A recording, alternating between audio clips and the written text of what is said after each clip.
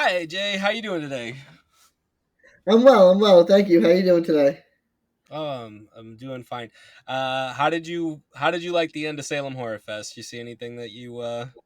Yeah, Salem Horror Fest overall was amazing. But I think besides my film, my favorite was Heebie-Jeebie, Heebie-Jeebie TV. I don't know if you got a chance to watch that, but it is fantastic. Campy, campy, campy. And I loved it. Yeah.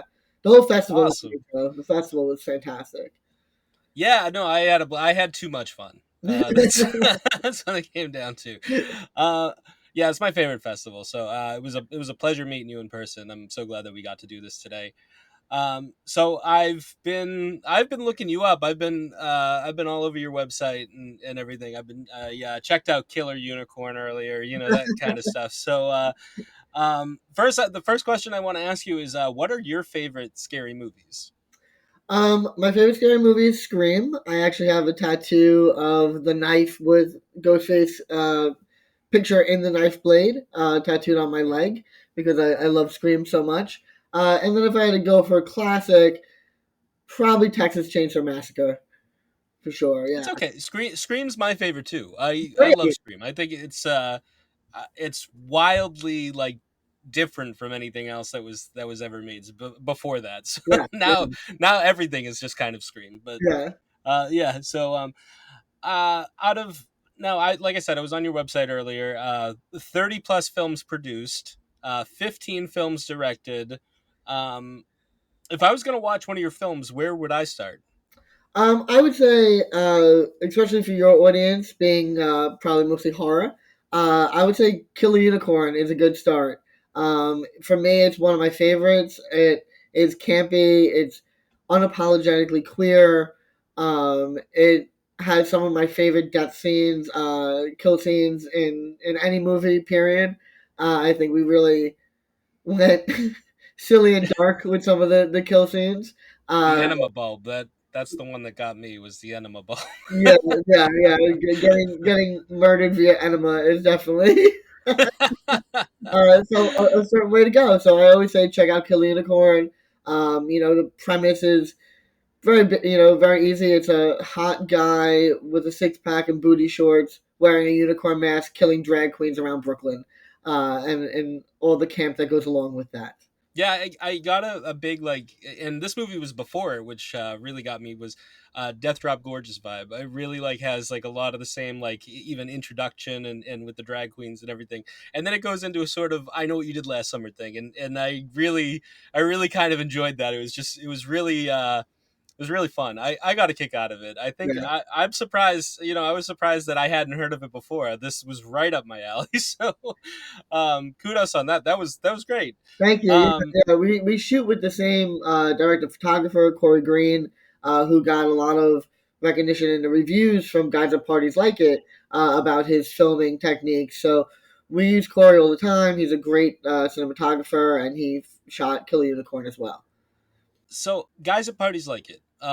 That was your film at um, Salem Horror, directed by Micah Coate and Colton David So, Coate. yes, Yeah, yes. interesting film. I'll put it that way. I liked it overall. Normally this wouldn't have been my cup of tea, only because it's sort of the it was the trailer. I'm not gonna lie, it was the trailer. But I ended up really liking it. I really enjoyed it. Uh, what was it that made you like go into this film and say, I want to produce that? So I met Colton at a film festival after party a few years before we got the script for Guys at Parties, and he had a script called Witches Bitches that I absolutely loved, but it was way too high of a budget needed for what I'm at this point professionally able to do. So I was like, "What else do you have?" And he was like, "Oh, I have this Me Too horror movie," and I was like, "Oh, well, give it to me. I want to read it." I read it. I loved it. It didn't have any queer characters in it before I got my hands on it. As you know from my website, I only produce things with queer characters. So we added a couple of queer elements to the film, and I kind of fell in love with it even more. I felt that when you just look at the statistics of women that have been assaulted. It's 1 out of every 4 women. And I would say it's probably more than that, but that's what the numbers are saying is 1 out of every 4 are sexually assaulted. And I just felt that this movie was needed. And there been other Me Too type movies before? Of course, but it's an important, subject matter, and I think we show it in a light, uh, that everyone wants, where the guys get what's coming to them, and yeah. So that's kind of what brought me to it. Yeah, Yeah, no, the revenge elements in the film are exceptionally gory. yeah. Um, that's I think that's the thing is like it sort of turns a corner and then you're sort of all in. You really connect with those characters. So I do agree. Um, with the queer characters especially though, uh, there's a lot of language towards the queer characters in the movie, and there's a lot of situations, let's say, especially the one at the end. Um, what is I guess it's almost like a weird like sort of Williamson meets Tarantino esque situation that all of this stuff sort of vibes with. What was the feeling around all of that? Well, when I was in college, there was a fraternity that had a very flamboyant gay boy in the fraternity, and he kind of stuck out like a sore thumb. And I love that. I love that even though the guys were super toxic and very toxic masculinity running rampant in the fraternity, they although they would call him slurs, it was kind of throwaway slurs. Like it never really offended him. It was kind of like, well, that's who they are. So I wanted to show that. Do I like it? Absolutely not. Um, I don't think you should ever be calling people any slur. But I felt that it was real and it was part of my own experience in college. So I kind of wanted to show that a little bit. Obviously the ritual was not something that happened in college, which obviously that is a I hope not. I just real liberty that we took. Colton, as a writer, has some ideas, and I love his ideas. And I thought, wow, this is majorly screwed up. Let's do it. So I kept that scene in for just the shock value of it all. Monica Garcia Bradley, who's the lead in Guys at Parties Like It, and she's in Killer Unicorn. Yeah. Uh, is that just somebody that you love to see on set? Is that like because she's great in Guys? She's actually great in both movies, to be honest with you. Um, is that someone that you like to use? Is it like Monica is a very close friend of mine who we met through Kill Unicorn. She was in Kill Unicorn and we just loved her. We loved her vibe. And then Colton saw Kill Unicorn at a film festival and was like, that's who I want as my lead. And I was like, you sure you don't want to audition other people? And he was like, that's who I want as my lead. And I was like, well, I trust her. I trust her with any part. If she wants it, it's hers. So she just had love to have on set. Towards the end of the film, we added her as a producer. She's a co-producer on the film as well now, because I wanted, even though I lived, 40, 33 years as a woman, I still felt that we needed more women voices on how this film went. So Micah being the director and having Monica come on as a co-producer really was able to talk about a woman's perspective of the film and what she felt and how we can make it better. She really was an intricate part of the puzzle. So she's not only a wonderful actress but also a very good producer.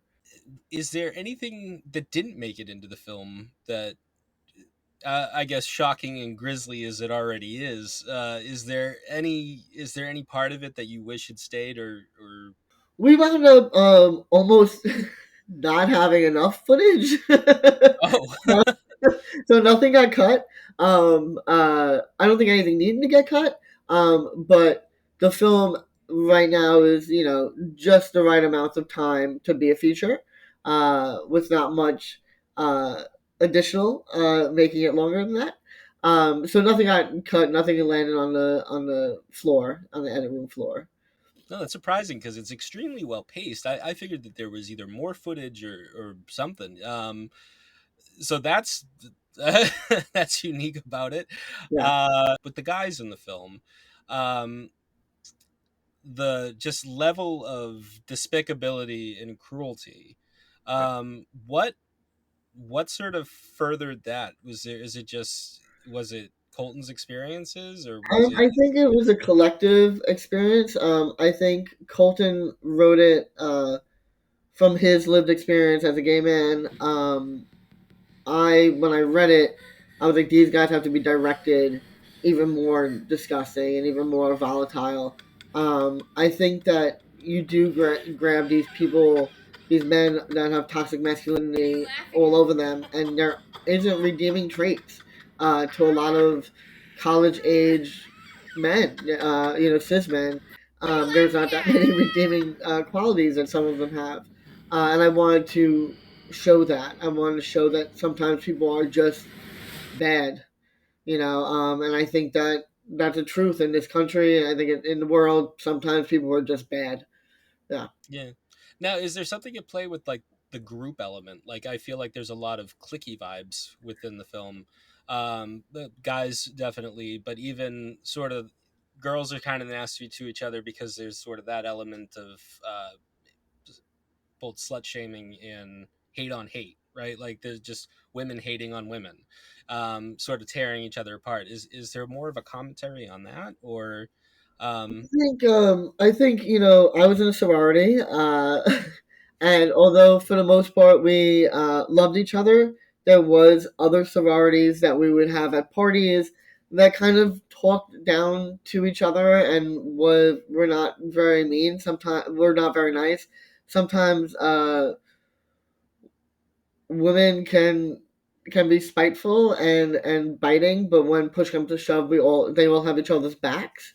So they might talk to each other in a nasty way, but when a cis man with toxic masculinity comes around, they're all on the same side. And I think that's important to show that when push comes to shove, we have community.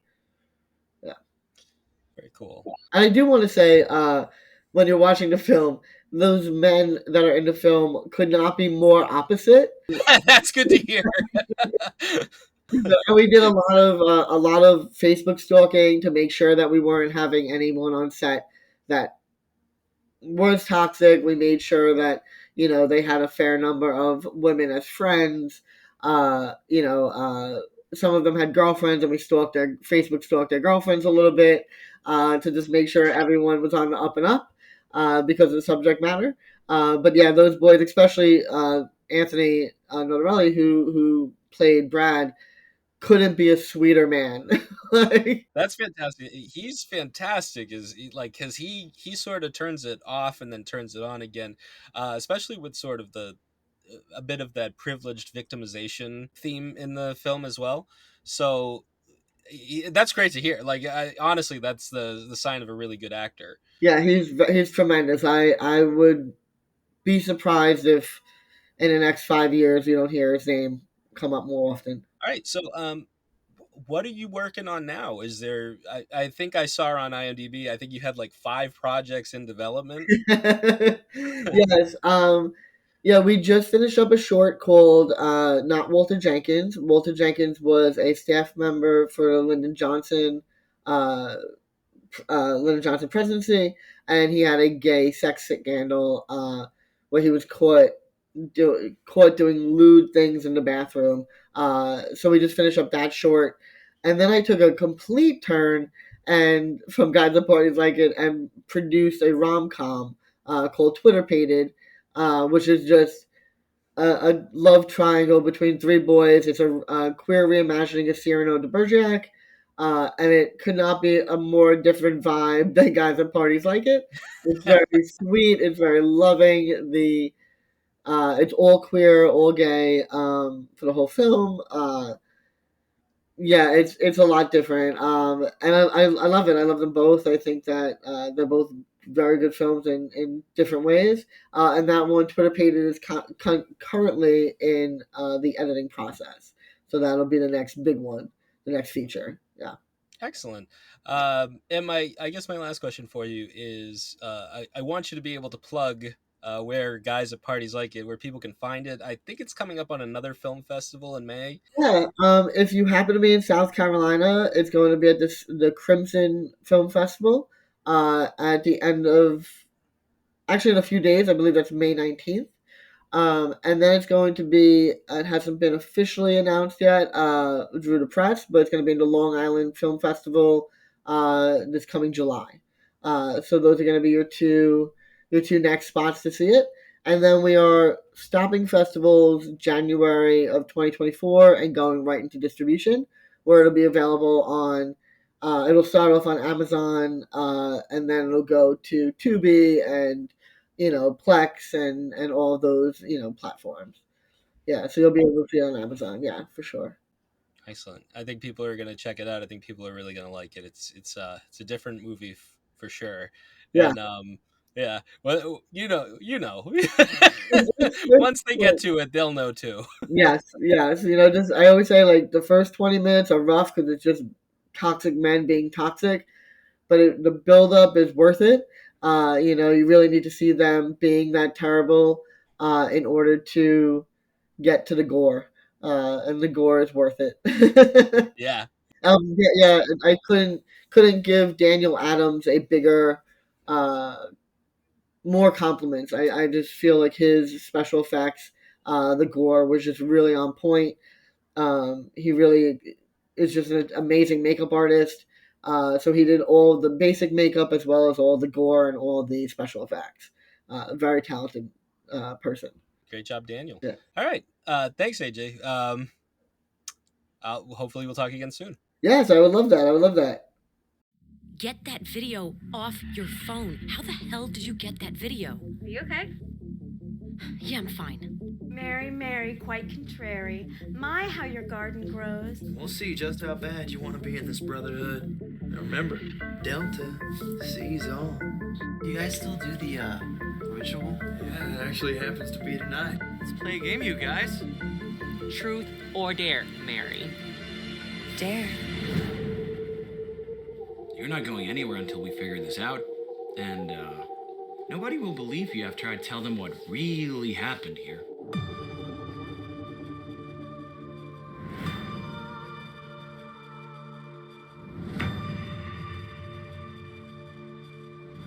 It's her word against ours. Don't say I didn't warn you. This is taking too long. I'm going up there. Party sober. Didn't warn you. Say